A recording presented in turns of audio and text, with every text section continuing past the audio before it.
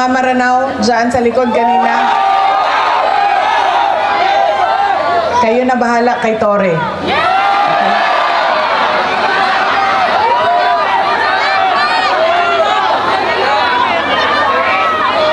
Si Congresswoman Apple Nieto na ang bahala kay Joel Chua sa tulong ninyo.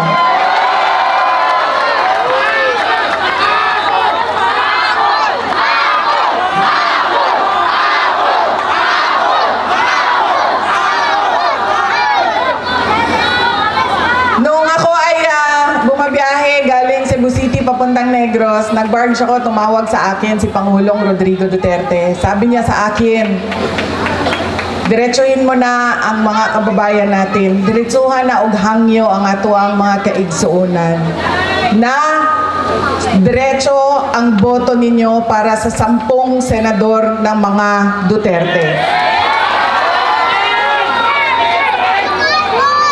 Si Bongo Bato de la Rosa, Jimmy Bondoc, Rodante Marcoleta, Philip Salvador, Attorney Vic Rodriguez, Attorney J.D. Hinlo, Attorney Raul Lambino, Pastor Apollo Kibuloy, at Richard Mata. Bakit kailangan diretso ang boto natin? Bakit kailangan tinatawag na block voting o straight vote ang gagawin natin? Dahil unang-una, kapag hinaluan ninyo ng ibang kandidato o leader na sa iba ang kanyang pamumulitika, ay magkakagulo lang, mag-aaway lang lagi at magbabangayan lang lagi. Pangalawa, kapag mataas ang boto at malayo ang agwat ng mga boto, ay mahirap siya habulin sa dayaan sa makina. Kaya dapat malaki at marami. Katulad ng block voting ang kinakailangan. At pangatlo, kailangan nagkakaintindihan yung mga leader kung saan ba talaga papunta ang ating bayan. Dahil yung 10 senador ng Duterte, naiintindihan nila na kailangan natin ituloy ang nasimulan ni Pangulong Duterte sa tunay na pagbabago. Noong kami ay tumatakbo, noong taong 2022, ang plataforma namin ay continuity o pagpapatuloy at unity o pagkakaisa. Hindi natin nakikita yon ngayon. Wala tayong nakikitang pag-usad papunta sa kaunlaran ang ating bayan. Ang naririnig lang natin ay bagong Pilipinas, pero wala namang nagbago sa ating bayan. Kundi lalo pa tayo nagugutom, ang daming mga pamilya nagutom. Tumataas ang kahirapan at sobrang dami ng ating mga kababayan ang nakikipagsapalaran sa ibang bansa kahit illegal ang paglabas nila sa ating bansa at illegal ang pagpasok nila sa ibang bansa para lang maghanap buhay sa kanilang pamilya dahil walang oportunidad ng trabaho at negosyo dito sa ating bayan. Para bang wala ng magandang kinabukasan dito sa ating bayan. Kaya wala tayong nakikita na bagong Pilipinas dahil nagkamali. Pasaylo ako ninyo ha, ako bitaw ang hinungdan ato, pero human naman kong pangayong pasaylo. Nagkamali tayo ng pili dahil yung ugali nga natin sa pagboboto ay hindi natin binago. Kaya kailangan natin baguhin ang ating pagboto. Idiretso na natin ang 10 senador. Tulad din dito sa syudad ng Maynila. Kung sino yung mga kasama ng ating Mayor Isko Moreno Dumagoso, yun na rin ang piliin ninyo diretso.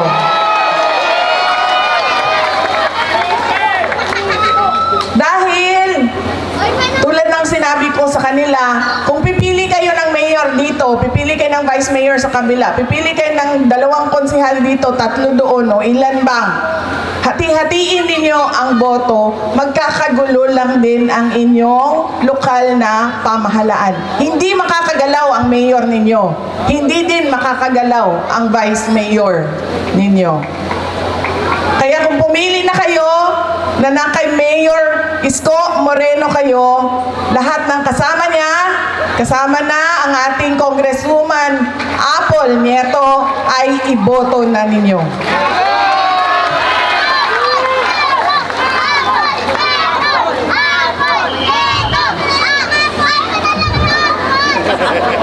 Hindi. Para kay Joel Chua ito, antay ka.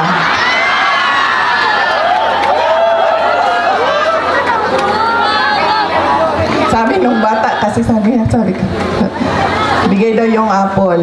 Ibibigay ko itong apple na ito kay Apple Nieto. Ma'am, saksak mo ito sa bibig ni Apple Chua hanggang sa kanyang lalamunan, hanggang siya ay mamatay. Ang apple na yan, ibigay mo kay Snow White Joel Chua. Alam nyo,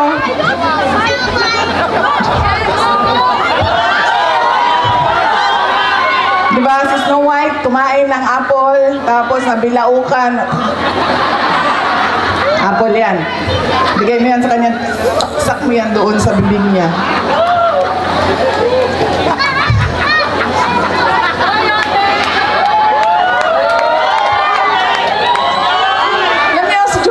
Ba? Siya ba may-ari ng Ing Bitin? Ha? Hindi.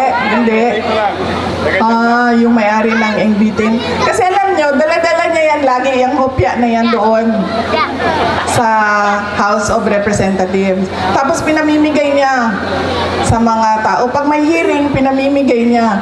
Nung pumunta ako doon sa hearing nila, nakaupo ako doon, tikita ko iba't ibang kulay ng NBT. Pagdating sa akin, hindi ako binigyan ng hopya.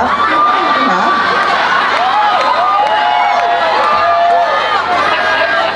Para bang hindi ako nagugutom? Parang hindi ako karapat-dapat bigyan ng hopya? Tapos, sinasabi niya, abogado siya, nung nandoon ako at pinapaot niya ako, magsumpa ka. Sabi ko, bakit ako magsumpa? Nakalagay sa rules ninyo, ang manunumpa lang ay witness. Hindi naman ako witness nito, resource person ninyo ako. So bakit ako manunumpa? Ibobo siya!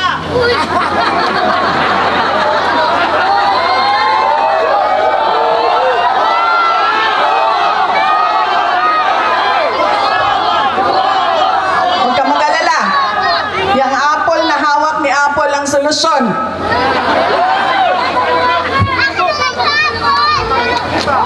Tapos, sige na. Wag na yan, si Inday Sara, hindi sumasagot. Hindi niya masagot. Ang bla bla bla, bla bla bla. Tapos sabi ko, okay, sige, walang problema. Pinatawag nila yung mga kasamahan ko sa aming opisina. Walang problema. Sabi ko, anong gusto ninyo? Sige, pupunta kami. Kaya naman namin sagutin yan lahat. Di sige. Pagdating doon, kinulong na niya yung isang kasama namin, si Yusek Lopez. Nagalit na ako. Dahil ako naman yung hinahabol ninyo. Ako yung gusto ninyong paalisin. Ako yung gusto ninyong sirain. Bakit nyo dinadamay yung mga kasama ko sa opisina? Sinabi niya, pasensya na. Sinabi niya sa kapatid ko, pasensya na, sabihin nyo sa kanya. Dahil lahat naman tayo dito, sundalo lang. Kayo, sundalo kayo.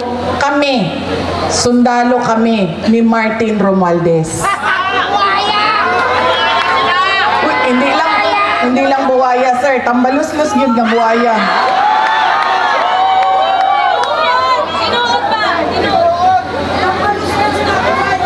Sinagot siya ng kapatid ko, sundalo tayong lahat, pero kami, sumusunod kami sa tamang orders. Hindi kami sumusunod sa mali.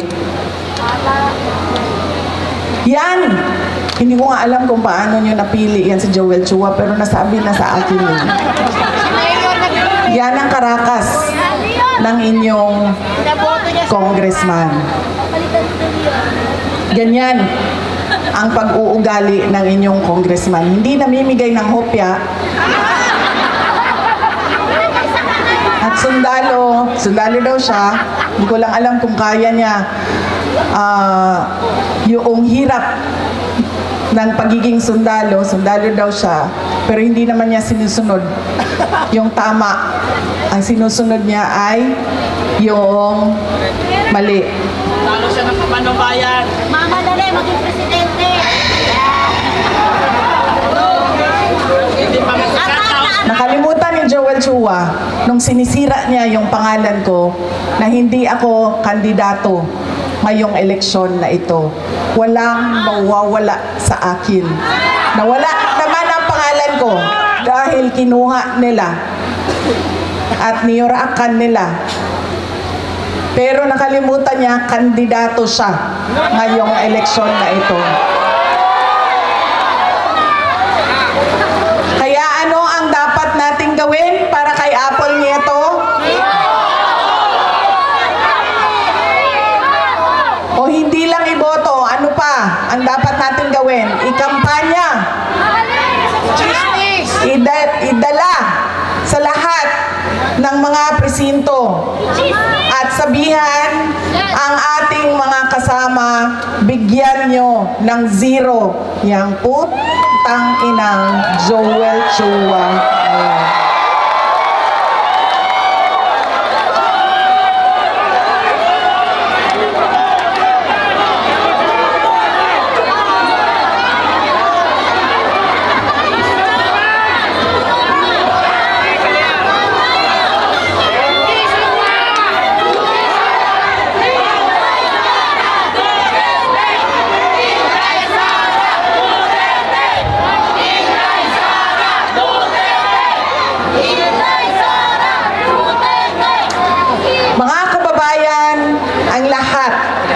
Ng ginagawa natin ay para sa Diyos, sa bayan, at sa bawat pamilyang Pilipino.